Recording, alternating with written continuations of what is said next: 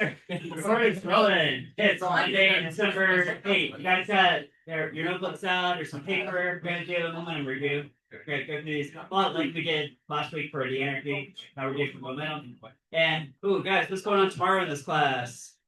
In class quiz on energy momentum. Energy momentum. I think if you follow what we did last week with energy and today with momentum, I think we'll be good to go. So tell us what set you guys up with. And then we have 2 more days to do midterm review. Midterm, of course, in 2 halves. Good conceptual questions, 1.8. Conceptual questions. 5.8. So you guys know what we're doing. Yeah. All right, let's take a look here. All right, momentum. All right, you guys know momentum is what times what? Mass times velocity. And have a few key facts covered up here. What's one of them? That's a great question. Yeah, what's one key fact you have to know? Huh? Vector. Yeah, it's a vector quantity. Why is that important mathematically? Because direction and general negative or positive. Exactly, direction matters. If something's moving to the left or to the right, yeah, you have to consider it positive or negative. Right? What's that true with kinetic energy? Is if something's moving to the right, something's moving to the left, can you just do 1/2 mv squared and it's always positive and it just adds up? Okay. Right? That was energy. That was last week. Yeah, but with momentum, opposite directions of it, sort of subtract from each other. You might possibly even have 0 momentum in the system if you get it just right. Okay. All right, what's another key fact you know about momentum? Yeah.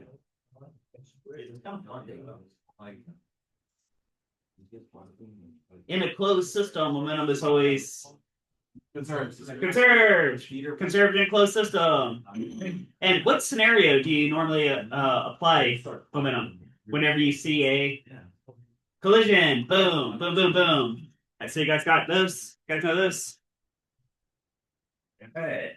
All right, speaking of systems, closed open system. Sorry, so closed system, here's conservation momentum. Sum of momentum before the collision equals sum of momentum after the collision. Okay. Now, if you have an open system, you could have an external force. Okay. Hey guys, force times what equals change of momentum? Not force times distance, force times time. Yeah, some force times time interval. So that could be this impulse right here called delta P. Okay. Assume I have a change in momentum. If you say focus on say a system consisting of only a baseball and it gets hit by a bat, that would not be an external force. This. Okay. All right. So let's look at some main types of collision. So, well, here's just general conservation momentum. So they got 2 objects. Right, say this object and this object. Right, and then a collision course, they collide. Right, and then what do? They stick together. They bounce off each other. And if they do bounce off each other, how? Right? Regardless of whether they stick or bounce off each other, how? This box is always true for all those closed collisions. So you have all the mass velocity but before and after. Okay. Here, I'll show you guys the 3 main posters I have for this, and then we'll go through and solve some of these. Okay. They could stick together, which starts out exactly the same. You just add mass velocity bits. What's special about this one, perfectly inelastic, is they'll make one giant mass move at some common final velocity. Would that be true? Right. And then now this is, of course, they stick together. That's perfectly inelastic. That's one extreme case. Okay. At the other extreme end of the spectrum is perfectly bouncy. Makes me think of Newton's cradle right here. Here's perfectly bouncy. Right? And in physics, the main mark for that is that, okay, not only is momentum conserved, of course, right, but also, this property right here, this kinetic energy, right? All the 1/2 mv squared bits before and after. Right? Like those scale. Okay. Now, this has been pre-solved. You guys don't have to memorize this. I wouldn't expect you to, and AP doesn't either. Okay. If AP asks a question about this, it might be multiple choice, and they say, which of the multiple choice answers, A, B, C, or D, represents a perfectly elastic collision. And then I think the best way to handle that is either have this memorized, you could, right? Or just go through the answer choices, starting with A and check this, and especially this condition right here, right? And say, until it finally checks out. And there's only one possible outcome for that. Okay? You guys see that? Okay. So you got perfectly elastic, and it's some kind of general collision. Right, so let's try some here. So I got. Here, let's do these 2 masses right here. These 2 masses. Okay. So we'll have this mass be 0.5 kilograms. Okay. And this mass right here be 0.2 kilograms, because that's what those are. Right? So it's right there. And they're headed toward each other. Sometimes see these whiz marks. right? Or yeah, like arrows with this. Okay. Let's have this one going at let's see. So we got here. How about 13 meters per second? Okay. And then this one, let's see. How about 58? Ooh. And that's to the left. Guys, the fact that it's to the left, I should probably do it with this numerically. And how about make it negative? Right there, a little negative right there. Right, so this could be object A, this could be object B. A, B. All right, I got that. Your notes. Got that. All right, then some kind of collision, pow. Right. And then what? Okay. Let's call this perfectly inelastic to see what would happen. Perfectly inelastic. Okay. Which means, of course, they got to stick together. Okay. Go ahead and solve that. I'll solve it off screen. And see if we get the same number.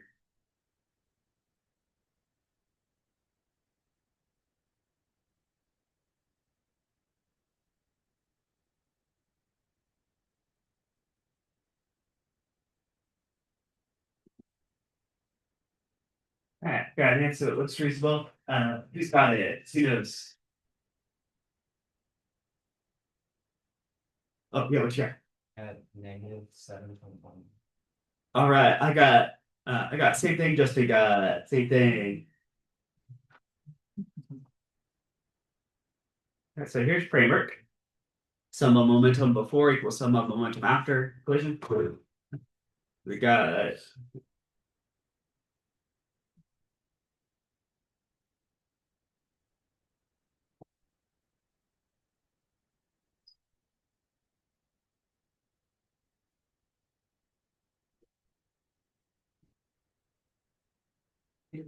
solve that. So you guys put here, here's 0.5 kilograms shows up there and also there. 0.2 kilograms goes up there and there.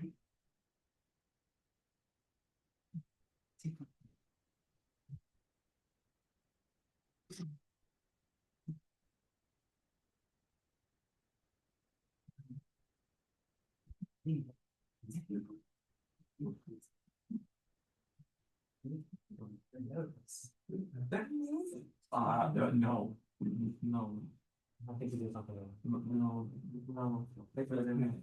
You guys time to catch up, get that in your notes. You guys got calculated the reading for sure. Close that, be sure you're getting the same thing just to go. Oh yeah, all right. Austin got it, Logan got it. All right. You have to get this. Okay, should be getting negative 7.29 meters per second. That.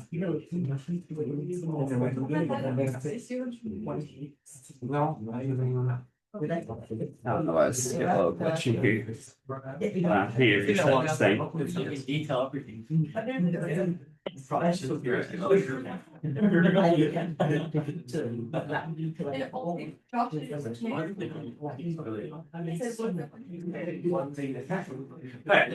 Guys, how about this?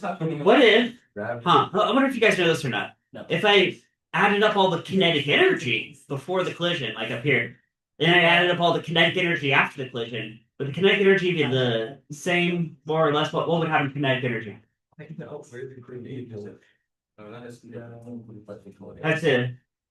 Has to, but increase, decrease, or stay the same? Decrease. Yeah. Okay. Let's try that out.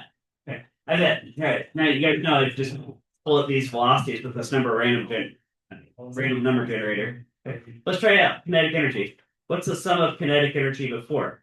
Well, that would be 1/2 mv squared a naught plus 1/2 mv squared for object B, like that, wouldn't it be? Okay. Oh, notice I'm saying plus. Wait a minute.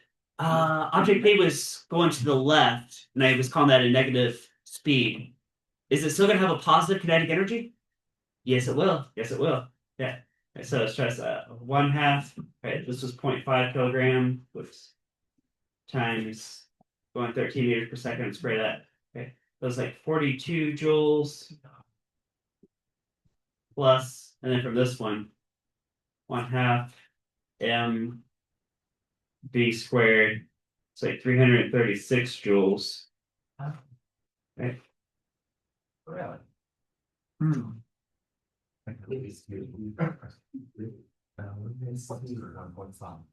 Okay, so I'm getting 370 something joules to start with. Okay, no, that was before the collision. Okay, so after the collision, mathematically that has to decrease. There's no way it couldn't. At least. Was there two? Or was it all? Then that's one. No, at least. I'm following this. So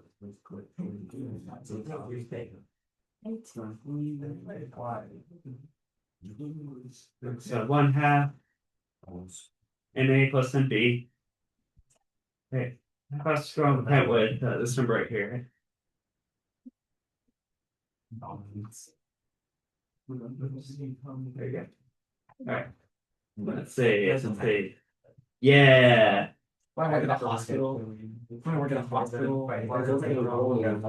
It did decrease. Kinetic energy went I down. get free. Yeah. Free drink every day.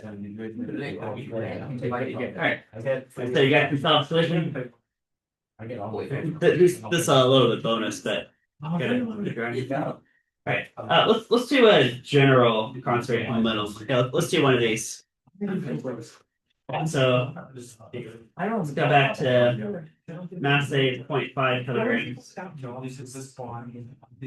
Mass B 0.2 kilograms. We live near a suburb. $5 today. Okay, how's this one going? I can do 20 more bucks. 89. You heard what you did like 20 bucks last night? No more. Last second. And 85.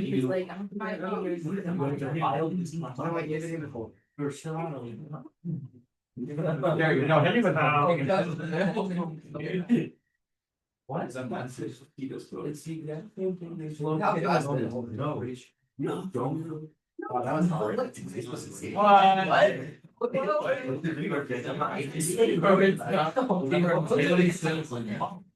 Like enjoying too. You're still doing it.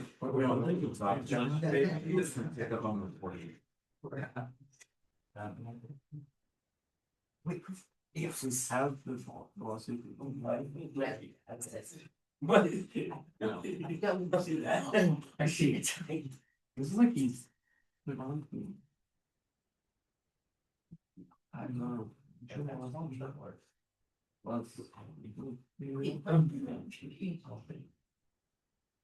What's that?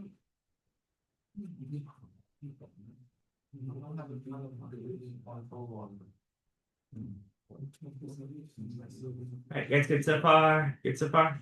Okay. Now, based on what I've given you so far, is this solvable yet? No. No, it's not, because there's two unknowns. Right? So we don't know what kind of collision this is. It might be inelastic, or it might be elastic, or maybe somewhere in the middle. Okay? So I do need to give you one of the post-collision velocities. Let's come up with a number that seems kind of reasonable. We'll do a kinetic energy check later to see if it actually works. Okay? But do you guys see how this one on the left is more than twice as massive as this one on the right? I mean, we're talking about these two masses right here, right? You see, this one's more than twice as massive. Right? It's going a little bit faster, huh? So, do you think the center of mass of the two object system is overall moving to the right? Because this one's so big, it's also going a little faster. Right? So, what do you think would be a reasonable post-collision velocity? Here, how about this one here, and then we'll solve for this one later.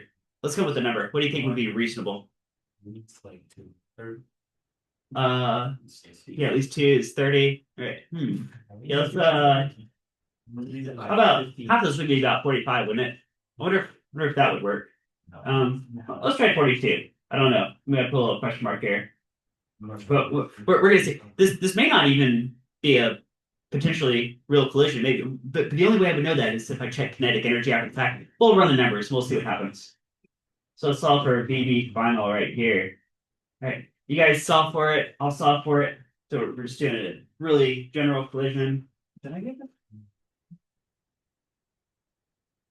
Yeah, do all the numbers on the screen. Have to shut the video. Oops. Oh, that's a little weird. Nice like you go. Yeah, George, you want some? All right.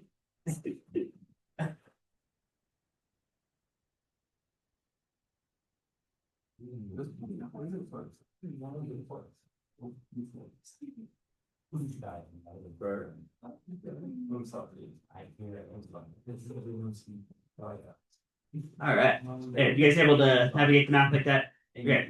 Now, obviously, I just made this up on the fly in front of you guys. On the place you guys get tomorrow, test the numbers out a little bit better. Okay. Guys, what's kind of strange about this? But like, if I was designing this at home and I showed stuff on the place, I'd probably change the number. Why? Does anybody see why?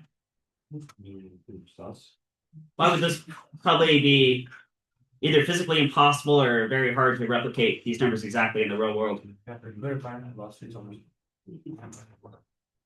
You see what just happened? No, 32.5. I want to see if you guys can figure this out. What's kind of odd about this mathematically? If I made this on my computer screen at home, like, okay, I gotta change this number. I can't make this 42 because the numbers didn't work out super nice. Why?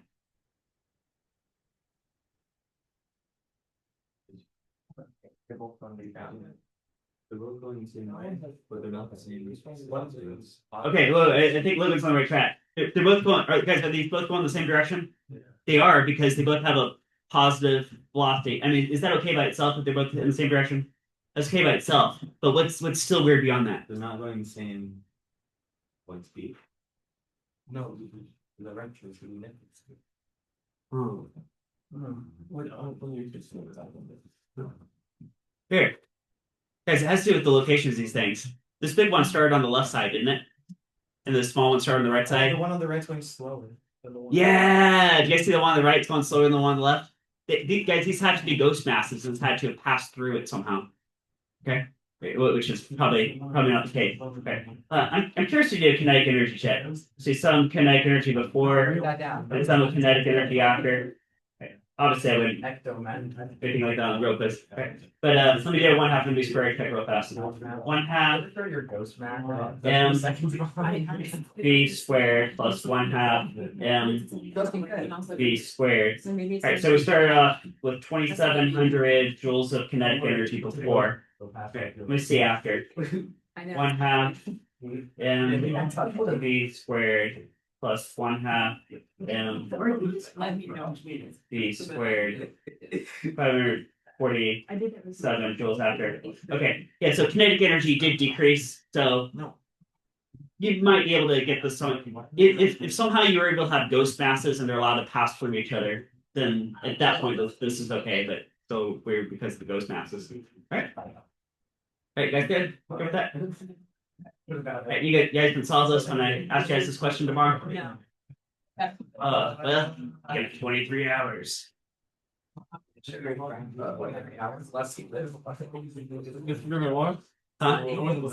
What? Oh. Another puzzle. Well, you got. All right, we get perfectly elastic. We get perfectly elastic. Okay. All right. So you guys do all these so far. Okay. Here's types of collisions. Right, here's basically your spectrum here from perfectly bouncy to perfectly sticky. Right. Boom. Right. So different properties. Oh, I almost forgot about this guy. Guys, what about this explosion? As if you have a grenade, it explodes in different parts. Is momentum still conserved for that system, for that closed system? Yeah. It still falls in this category, conservation momentum. Right. A funny thing is kinetic energy would increase, but it comes from somewhere, like maybe gunpowder in case of a grenade. All right. Ooh, you guys remember taking those collision carts and boing, bounce them off? No, actually, this one they stuck together, kept rolling. Bouncy. Right. Ooh. I like this one. Ballistic pendulum. In fact, I remember this showing up in some military entrance exam, this type of question. So maybe it's helpful for that reason, if nothing else. And so Here's the mechanics. You're going to fire this bullet into this block, which is hanging on the string. Make a pendulum. It's going to swing up to some height. Okay, so that's what happens forward in time. Okay. Now, there's different questions you can ask depending on what you know or don't. But usually, the classic question is, what's the firing speed of the bullet? Okay, you guys get that? You have to solve that backwards in time because chronologically, it's the first thing that happens. Alright, so I'll give you guys some numbers here. Let me give you guys the mass of the block as let's just call it an even 1 kilogram. 1.0 kilograms. Let's call the mass of the bullet. How about 100 grams? Which could be 0.1 kilograms. Guys, could that be this right here? Could this be your bullet? Bullet. Okay, so we got this. Alright, and good. You guys are 18 in front of me. Let's do an extra special challenge. I'll give you the L and the theta. You have to solve for the H. Can you solve for H based on L and theta? Let's give you a length of 0.60 meters. And let's say it swings up to an angle of 32 degrees. Okay. Alright, go ahead. What's the firing speed of the bullet?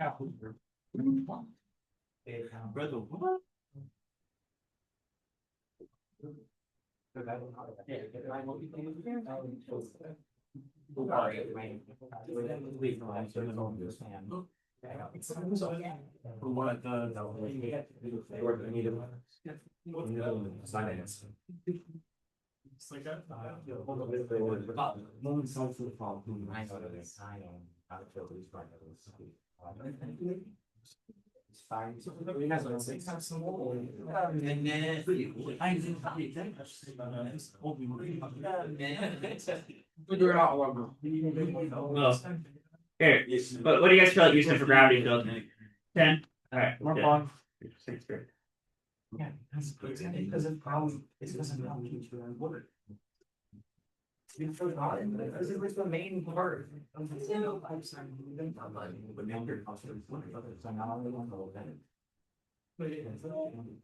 Why is it starting?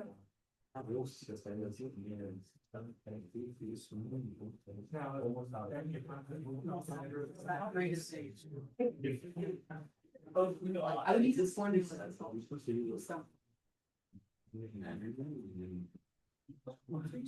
not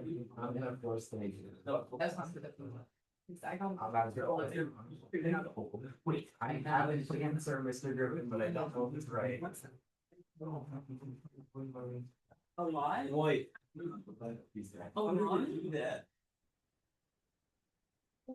All right, got an answer. Double checked it. Pretty good right there. If I got it right, I'll feel really smart, Mr. Griffin. Yeah, you think you got it? No. I think they got it. Has an answer. I have an answer, but we have no idea if it's right. That's the jury's still out. I got some little faster. Don't you point out, but I got it. Okay, yeah, it looks like a good H. Yeah. An H. All right. Yeah. So Justin and Lily got H. I did not. All right, you guys get the height change. You have to get the height change. Yeah. What is that height change? Okay. I thought I had it. Hey, what do you guys out of it? You guys remember this from last week? You guys remember this? Yeah, right. Right. So here, let's go over this. Right, so what is this height change based on this L and this angle theta from the vertical? Right? Well, I just see a right triangle right here. This L is the hypotenuse of the right triangle. So this leg would be L cosine theta, wouldn't it? Wouldn't it? Okay. So the height change would be the full L minus the L cosine theta. And if you like, you could factor out the L. Kind of up to you. Right? You might see that multiple choice maybe. Okay. So can everybody run that and get the height change? Did you guys get about 9 centimeters or so? Somewhere there, about 9 centimeters height change. So everybody's got that, right?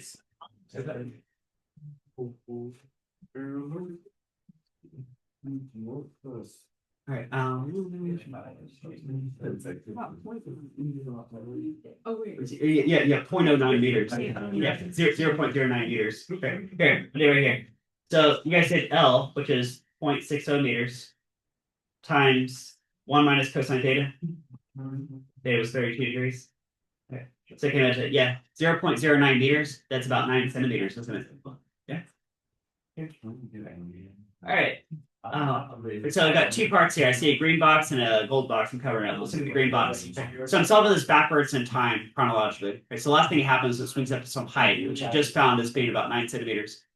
So the post-collision velocity that would get the block bullet up to that point. Velocity. Let's do that. I had the post. Okay, all right. Yeah, there. Yeah. So square root 2 G. Oh, whoops. 2 G, and then the height change. Alright, I have that as square root 2 G H. Okay. Yeah. So about 1.35 meters per second would have got up to that height. Okay. But then you step backwards in time and say, okay, well, then how fast was the bullet traveling? So to get the block moving, the block plus bullet this fast. Okay. And that's a momentum question. That's what's in this gold box right here. Do you guys set up conservation momentum? No. Now, here, my picture is showing the bullet embedding in the block. That's also the most classic setup. Okay. But I've seen variations on this where maybe the bullet passes through the block or something. So just look for that in college or something. You have to. Okay. Okay. And then, did you guys say all the momentum started from the moving bullets? Okay. And then, ooh, we have a perfectly inelastic collision. The block plus bullet stick together and go, how fast here? Oh, well, that's what this is right here. On the right track to do it.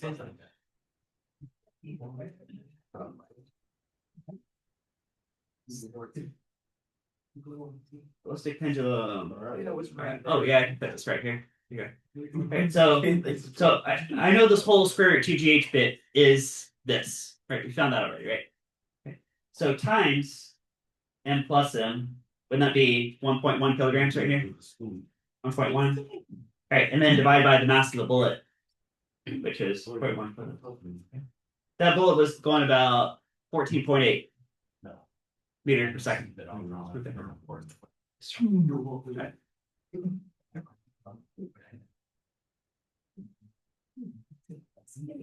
Mr. Griffin, Yeah. I had it. I just didn't finish it, but All right. I got As long as you're, yeah. As long as you're ready about testing. All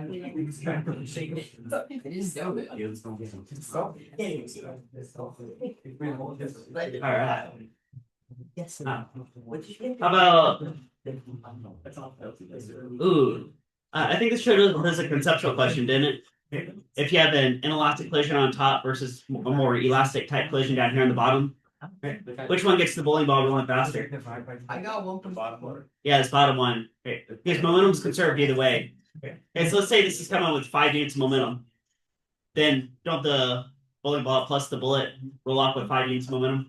Okay. But down here, this is coming with this bouncy ball is coming out with also 5 units of momentum. Okay. And it bounces off. Suppose it goes 2 units of momentum to the left.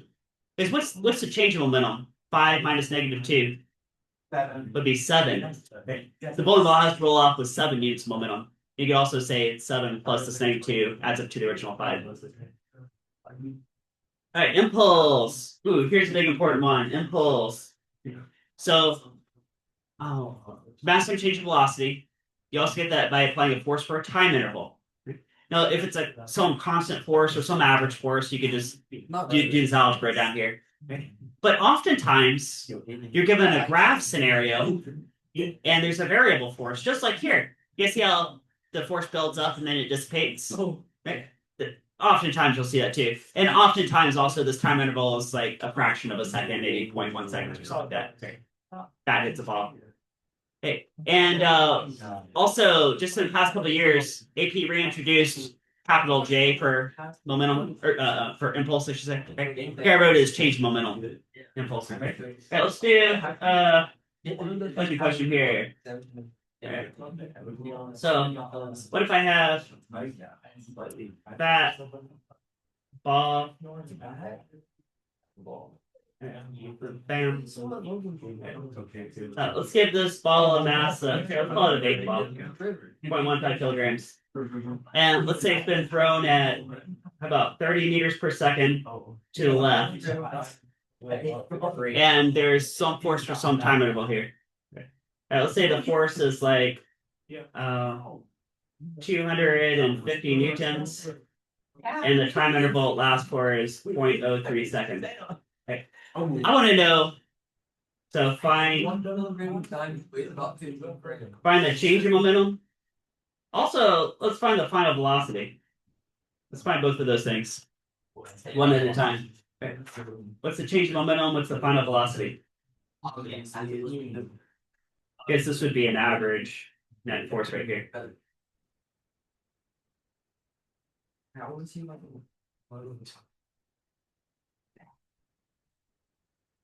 Ooh, these numbers worked out pretty good. Yeah, sure did.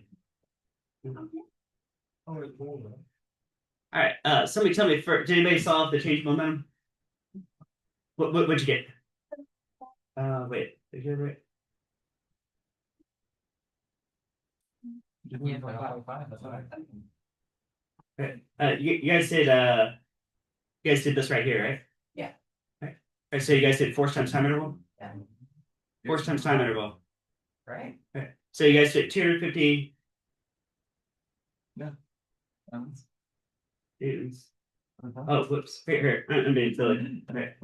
And also delta V. I'm being silly. Okay. No. You guys are probably it. Okay. So force times time interval. So delta P equals force times time interval. Okay. Yeah, you guys got 7.5. Ooh, guys, what's a good unit to put here? What? Could you do Newton seconds? Yeah. Or could you do kilogram meter per second? Would that be the same unit? Is that interchangeable? Yes. Yeah, could be either way. Okay. Oftentimes for impulse, you see Newton seconds, and for straight momentum, you see kilogram meter per second. But really, they're the same unit. Right. How about delta V? Delta V. How do you solve this delta V? You take the impulse you just found and do what? Divide by mass. Yeah, divide by the mass of the ball. Yeah. So can you take 7.5 Newton seconds, divide by 0.15 kilograms over 0.15? Okay. You get 50 meters per second. No. Okay. Okay, is that the final velocity of the ball? No, that's just the change in velocity. It was going 30 to the left. There's a change in 50. So what's the final velocity? 20. Ah, 20. Oh. 20 meters per second. Yeah. And that'll be going to the right. Yeah. All right, so how can you show that with math? Well, you could say, okay, so change momentum equal to, I don't know why I keep doing that. I'm trying to do velocity. Change of velocity, would that be final velocity minus initial velocity? Is that true? Okay. Or you could rearrange this. You say, well, if I want the final velocity, isn't that just equal to the initial velocity plus the change? Ah. V. Change of velocity. Is that okay? Same thing? Right, this and this are the same thing, just a little algebra shuffle. Right? And this is, okay, so time to pop in numbers. What number goes right here? And don't say 30. Negative. Negative 30. Aha. 30 meters per second. Okay. And then, okay, and we did figure out this would be the change of velocity for the snare. 50. 20. Just like that. Just like that. No, I'm saying we're on the same brainwave. All right, you guys got that? Go to. Why you say interlink? You said interlink, and I'm like, okay, but they said we are so interlinked. Ooh. Ball bounces off the wall. We made it a site reference. No more explanation. So Yeah, maybe we should. you could start with that impulse formula we just did and divide down the time interval, and it would look like this. Or, guys, what's change of velocity over change of time? What's this called right here? Acceleration. Guys, is this just Newton's second law of motion in disguise? That equals ma? Yes. Yeah, sure is. Okay. And here we're talking about some average net force maybe from the wall acting on the ball. Okay. So, see, if I give you the mass of the ball, 0.15 kilograms, whatever. Oh. And, like, I guess if you have any three of these four variables, you can solve the fourth, couldn't you? Okay. So, for example, if you knew the force from the wall, maybe you got some scale on the wall, and it like, bam, it goes up to some number like 200 newtons, whatever. No. And you know how fast you throw the ball, and maybe you know the time interval of the collision too. You got a slow-mo camera on this. You could solve for the change of velocity and therefore the final velocity.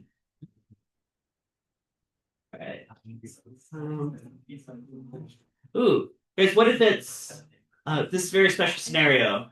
What if it's perfectly elastic? Guys, if it's a perfectly elastic collision, is the outgoing speed, is that going to match the incoming speed? Yeah, also frictionless. Let's throw that in there too. Right. Okay, so there's no no energy loss, nothing like that. Right. Okay, so it's a little bit special situation. Right. But this is also in 2 dimensions, isn't it? 2 dimensions. Right. Guys, the force from the wall on the ball, does it point this way, this way, this way? Which direction does the force from the wall on the ball point? That way. Yeah, actually, maybe we should label this. This is a what kind of force? No. Normal force. Normal force. Yeah. Is it normal always perpendicular to the surface? Yeah. And did the ball change its motion at all parallel to the wall? No. If you were just watching parallel to the wall, you would never even know when that collision happened. Right? But perpendicular to the wall, it completely reverses direction, doesn't it? Yeah. That's like this component right here. Yeah, think about this from a Griffin perspective. Yeah. All right. This one, AP's not going to ask you, but maybe good to know. Right? It's like, how do you quantify on that spectrum from perfectly inelastic to perfectly elastic? How bouncy is the collision? Coefficient restitution. What's the post-collision difference velocities compared to the pre-collision difference velocities? Okay. So, guys, what's the smallest this ratio could ever be? Like in terms of magnitude? 0. Yeah, 0. And that's if the two objects do what?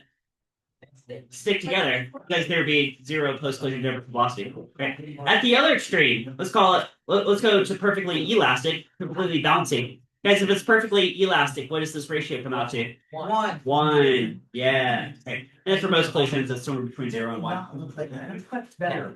Here's an alternate setup of this. You guys are taking maybe a tennis ball bouncing off the tile floor. Okay. You measure the height changes. And that was also related to this because of this. Yeah, you guys have this whole lab. Guess this lab.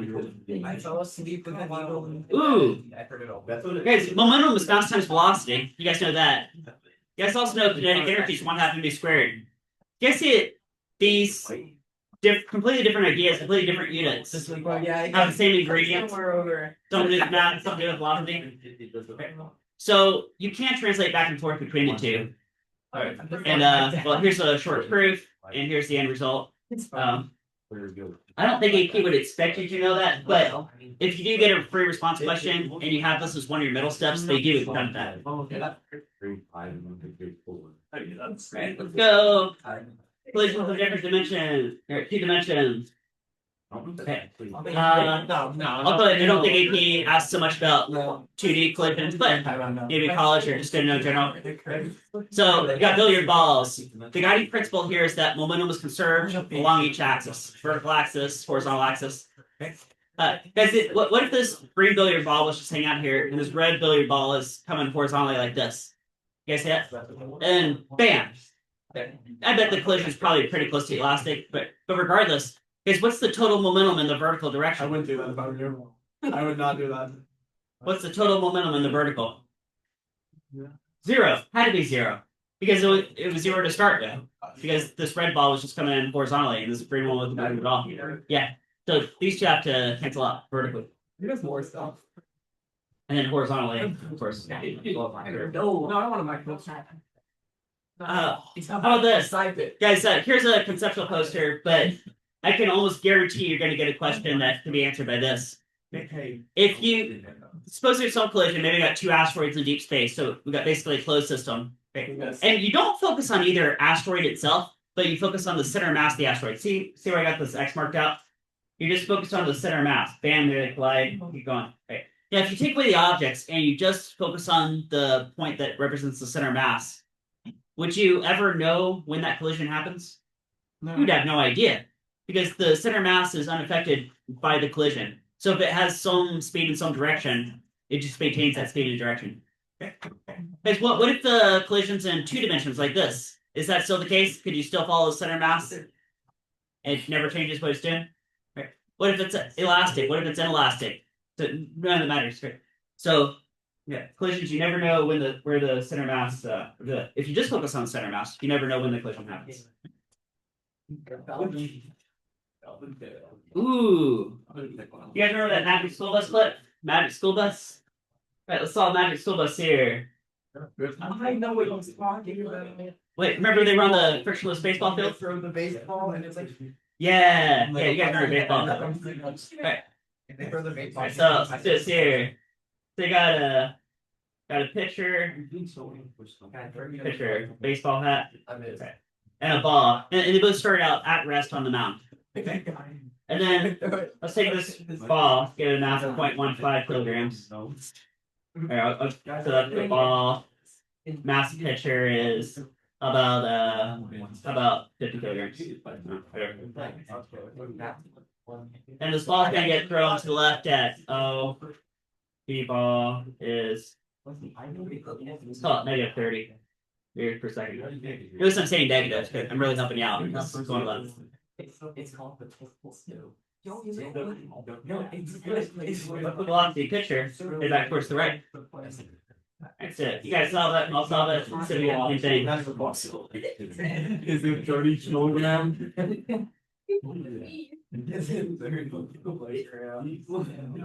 Alright, who knows? Who knows the answer? Give like 5 seconds.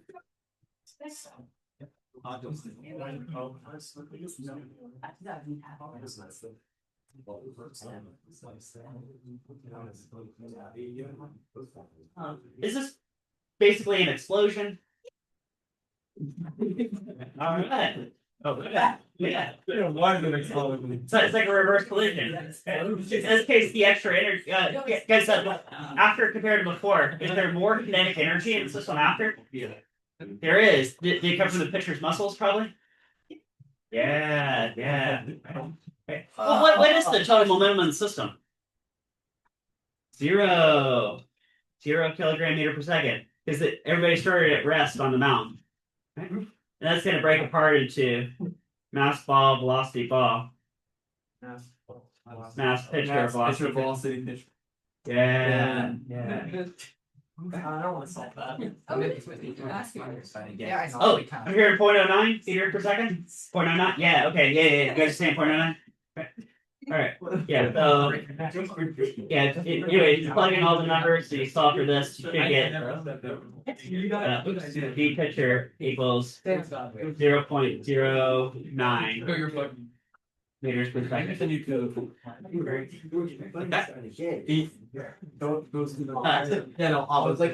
some other places to look for this. If guys, what if you see a physics question where somebody's on an icy pond and throws a snowball? Is that same math? Yeah. What if you see there's an astronaut out in deep space and they like throw a wrench? Is that same idea? Yeah. All right. Okay. Well, we're back. If you record Justin screaming the yes. Gotta realize that. We have to find the recording. Ooh, here's a silver one. Maybe we'll take to 2 dimensions. I've seen AP ask this question, I think multiple times in the past, I think. This one looks really familiar to me. So, you launch some grenade, it explodes in midair. Maybe it explodes into 10 parts, or a million parts, or 2 parts. Does the center mass of all the grenade parts just follow the same trajectory as if it had never exploded at all? Yeah. Okay. Here, guys, let's say it explodes exactly in half, into 2 halves, 2 equal halves. So, here. So we got this column, and then bam, 2 equal halves. And then suppose this distance right here is like 50 meters. You guys see that? 50 meters. And one of the halves lands 100 meters away. That's like way over here at the edge of the screen, 100 meters away from the starting point. Where does the other half land? Yeah, right back where the guy threw it. Yeah. Okay, so you guys, the center mass would still even out right here. So you could totally get asked that on the exam. Okay, let's look at center. Oh, I think this is the last poster I got for you guys. Okay, center mass. No, for location of the center mass is really this is a weighted average. It's mass times location. You add it all up, and then divide by the sum of the masses. In this case, I got 2 masses. It works out to this green box right here. How about this? What if these masses were in motion? Could you just change this x to a v and these x's to v's, and do maybe a center mass for a moving situation with velocities and momentum? Okay. do the same thing.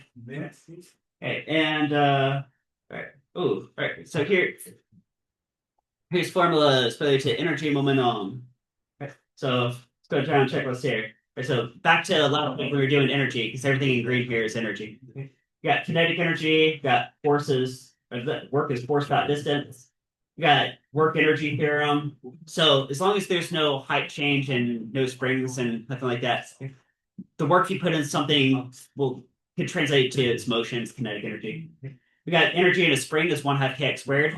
Don't confuse that with Hooke's law, F equals kx, which forces. This is energy. We got universal gravitational potential energy, and then the localized version of that. I usually call this one just MGH. But if you're out in deep space with asteroids, maybe you want to use the universal form that this weird fraction that's negative. Ooh, power. Guys, power is work over time, isn't it? Like a transfer of energy over time. And you can rearrange that to get force times speed. Guys know that too? Also one of those dot products. All right, and then here's what we did today. We got momentum is dot times velocity. Here's Newton's second law of motion in the skies, F equals ma. You could also say force is the rate change in momentum. Guys, how about that? What if you saw a momentum versus time graph? I bet you're going to see one of those on the AP exam. Momentum versus time. The slope would represent what? The force. Okay, you guys have that? On the exam, when you see momentum versus time, you guys know the slope represents the force, and it's right here. Okay. Here's impulse, force times time interval, mass and change velocity. And here's the center of mass one we just did, but now it's in motion. Ooh. It's all there. It's all there. You know.